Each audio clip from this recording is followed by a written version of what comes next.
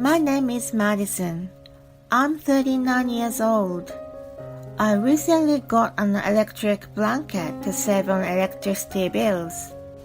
It's making it harder for me to get out of my bed in the morning. The other day, I wasn't planning on snoozing, but I fell back asleep and was almost late for work. Beware of electric blankets. What? I'm just being spoiled? I don't know what you're talking about.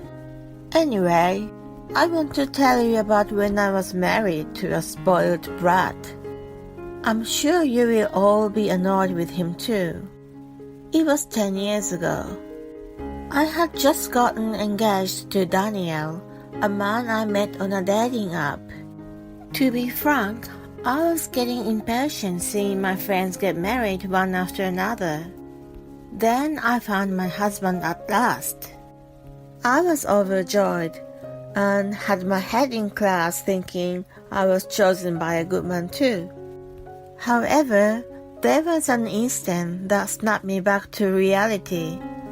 It was when I went to meet Daniel's mom, Sarah, for the first time. He was the only child raised by a single mother. I was told in advance by him that she loved him so much, but it turned out to be more than I had expected. I was brought to her house and was totally stunned by what she said, even before I could finish introducing myself.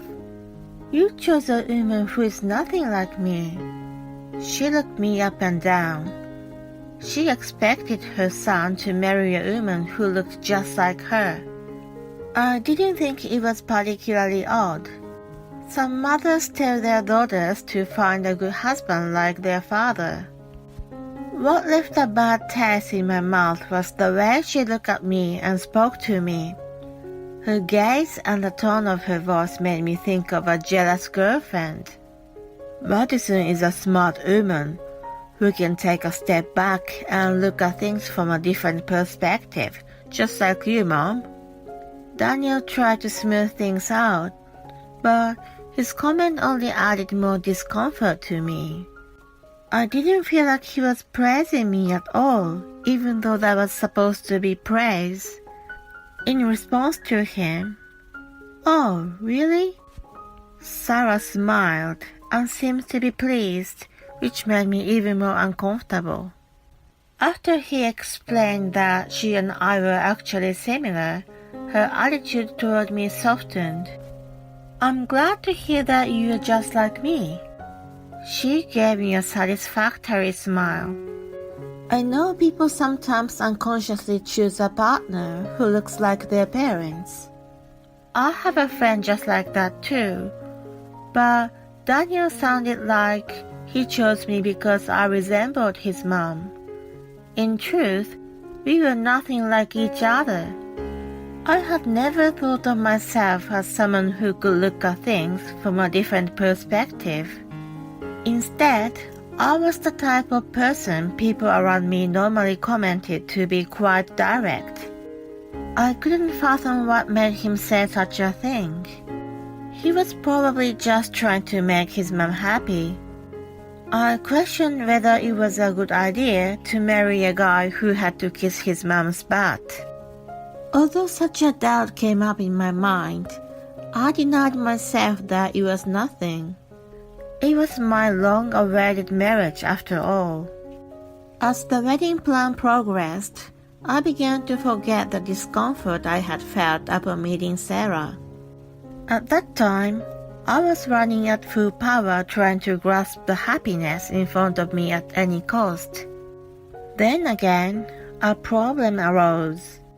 Daniel mentioned that he would send half of his salary to Sarah after we got married.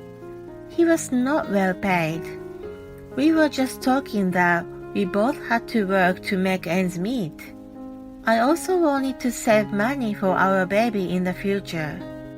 Of course, I didn't think he should neglect his mom or anything like that, but I told him it was too much for us to support her. She raised me single-handedly, and we'll be all alone at home. I think she deserves that much."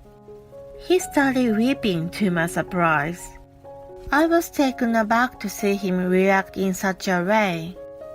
I wondered if our marriage was going to be okay, but again, I tried to tell myself that he was a sensible person with strong ties with his mother, coming from a single-parent family. It was right before our wedding, so I also had a strong feeling of responsibility to understand him. I honestly had no idea how he felt, but I assumed that was the way it was, and I needed to accept him as he was. That was exactly what people say. Love is blind. Looking back on it now, I realize how stupid I was. We talked about sending money on many occasions, and I told him not to do it every time. In the end, I was forced to agree to 1/3 of his salary instead of half. Many things weren't settled, yet the wedding day was getting closer and closer. I did think about canceling it at one point. I just couldn't make up my mind when I thought about the cancellation fee, and settled on having more discussions after the wedding. There were also issues with the wedding planning. For some reason, Sarah kept interfering with us and told us what to wear and how the event should progress. Daniel listened to her every word, so the fall event had changed a lot. My requests for this and that were mostly replaced by her taste. It's normal for parents to advise their children to make their wedding day better, she told me. Daniel also said, "A wedding my mom plans will be an amazing one. She's always right." He was adamant about it. My parents divorced when I was very young, and I didn't even remember my dad's face. On top of that, my mom, who raised me, passed away when I was in college. I had no one to talk to about whether what Sarah was doing was normal or not. Needless to say, we ended up with a wedding painted in her colors. I felt as if I was just a surrogate bride for her and Daniel to get married. I thought her meddling was just momentary. Once we got married, it was gradually going to disappear. It was better than having to deal with an evil mother-in-law. I was still somewhat optimistic at that time. Although I was young and not familiar with the world, I was too naive. Now, 10 years later, I wish I had known more about the average family and had someone I could have consulted. My naivete was shattered once again about half a month after the wedding. "You're going on your honeymoon at the end of next month, right? I'm going to miss you. I want to go to Hawaii too." The last part of what Sarah spoke sounded like a spoiled child, which grossed me out. Then Daniel smiled in response. "Of course, Mom. I'll pay for your trip." I had no choice but to protest. "Wait a minute. What? Is that a no?" Then Sarah pressured me. "Sure I can, right, Madison?" "Well, it's our honeymoon, not a family trip." When I apologetically explained to her, she became furious. "How dare you? Daniel is my son. I won't let you take him away from me just because you're married to him." "What are you talking about, Mom? I'll never leave you. Even if I'm married, you're still my number one." With tears in her eyes, she hugged him tightly, and he gently patted the back of her head. I realized that my marriage was no longer possible at that point. The scene was nothing but unpleasant. I was filled with distaste. The sight of them made me sick. Fortunately, He said he would pay for her share of the honeymoon. I decided to go along with him and knock him down later. I apologized to both of them and settled the situation. I kept an eagle eye on them until the day of the honeymoon. When it finally arrived, Sarah was smiling ear to ear. Even though we hadn't arrived in Hawaii yet, she showed up at the airport wearing a hibiscus necklace. I'm so excited. I haven't taken a trip with you in years. You have a lot of fun, Mom. Daniel was also all smiles while talking to his mom.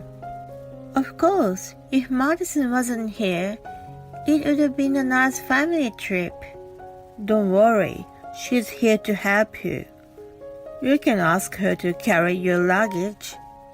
On top of saying whatever they wanted to say about me, they were holding each other's hands for some reason. I didn't think anything of it anymore. I just kept them out of my sight as much as possible. It was definitely not good for my mental health. I had an important business to take care of. I'm sorry to interrupt your excitement. Sarah, do you know how he came up with the money for your trip? What's the matter, Madison, out of the blue? I questioned her with a serious face, and she tensed up. What's going on, honey? Daniel was perplexed. Daniel, you're in debt and behind on all your shopping bills, aren't you? Both he and Sarah gasped at the same time in response to my question. I found a notice in the mailbox on my day off right after we got married. They said that you had neglected to pay the bills for several months. I flashed a few statements and demanded letters in front of him, who instantly became pale. I had a bad feeling about this, so I secretly looked into your bank account, and bingo! I found the name and history of the moneylender. He started trembling. Is it true, Daniel? Even Sarah turned pale and squeezed his arm. He remained silent. I looked at the credit card statements. It seems you've been buying a lot of brand name goods. Well, that's... His agitation was apparent at that point. It's strange, isn't it? You don't have any brand name goods, even though you have such a record. Well, it's a misunderstanding. At first, I thought you were giving them to Sarah as gifts, but I guess not. I looked into your phone too. It's locked. I wouldn't have figured it out if you hadn't said it to your birthday. You shouldn't have used such a no-brainer password. His face turned red when I pointed that out. You seem to be very fond of a former stripper named Foxy. And you've been paying her a lot of money even after she quit working. You're such a nice wallet for her. You even borrowed money to pay her. You seem to think she loves you. I quickly scattered printouts of her photo and the correspondences that I had found on his phone. He crawled onto the floor in a panic and gathered up those papers. Sarah yelled, "You've fallen for such a flamboyant woman?" She looked shocked, just as a girlfriend would be. "And you don't really care about your mom, do you?" "What?" Her eyes almost popped out of her head. "Stop it. Don't say any more." He shouted, but didn't seem to realize that his reaction proved I was right more than anything else. He was digging his own grave. I found inexcusable evidence in his chat with Foxy. If it was for her, he didn't care about getting into debt. He was getting married soon and was having me keep working, so he could give half of his salary to her, claiming it as an allowance to his mom. In the future, he will live with his mom and use her pension to pay off the debts. His mom loved him so much that he didn't realize that she was being deceived. He just needed to play the part, and everything would go as he planned.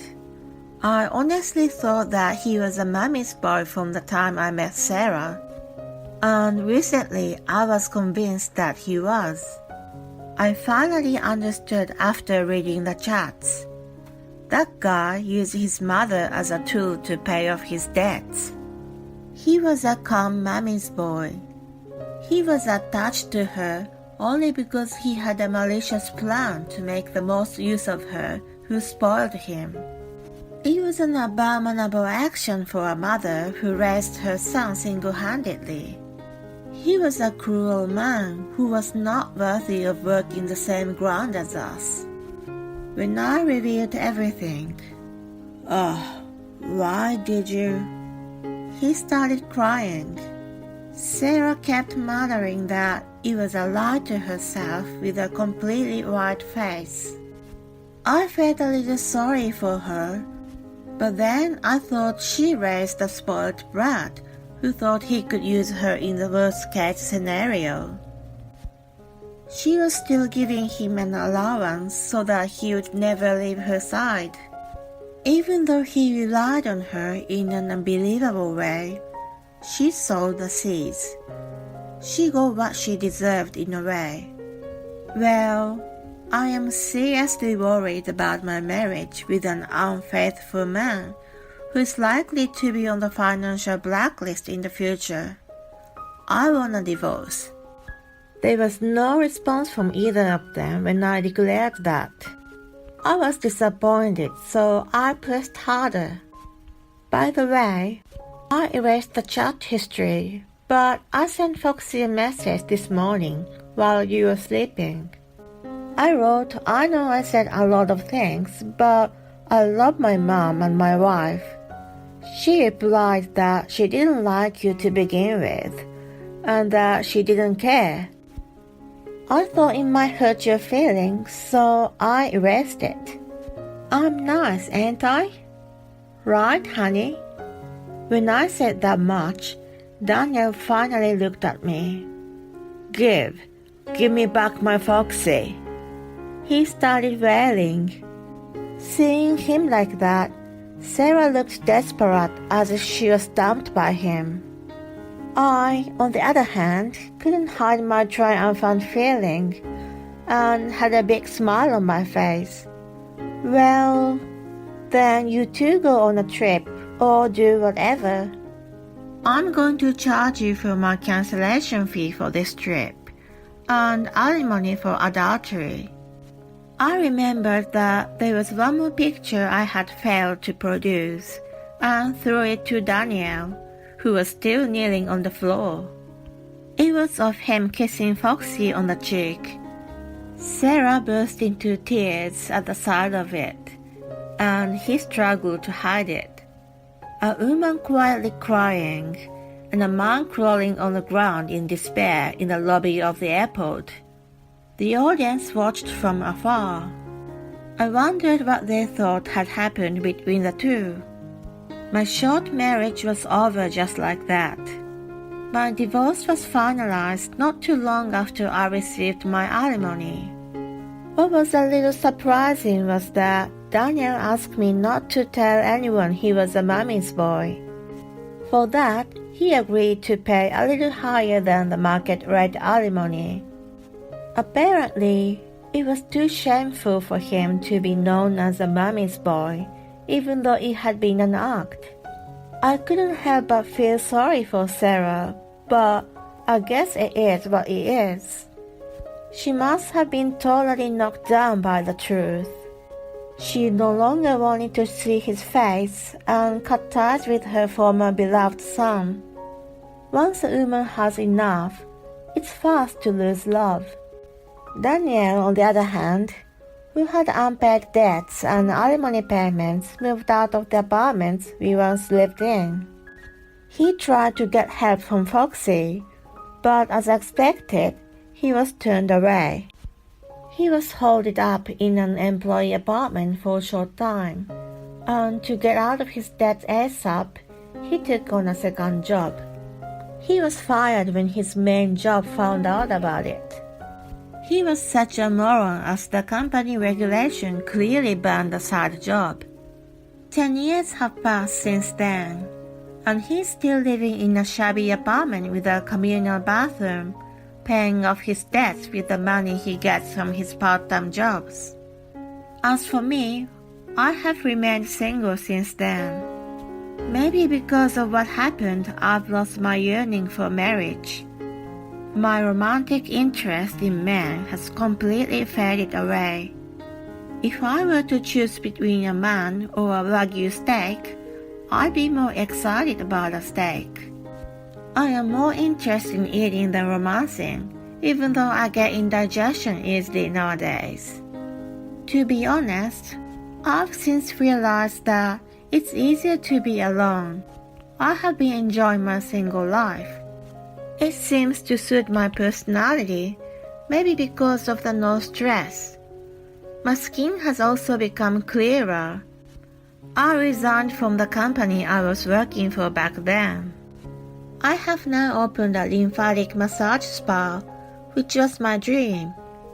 It's a secret that the alimony I received from Daniel was used as a down payment to open my business. I have a stable income and a good number of customers. Oh, and I adopted a kitten from my ex-colleague before I left. She's a munchkin mix. I doted on her so much that she became a fat cat. She still looks adorable like that, but I think it's not good for her health. As a responsible owner, I reflect on this, and I'm on a diet with my cat. I am single, but I am never really alone. My life is colorful, surrounded by customers and a cat every day.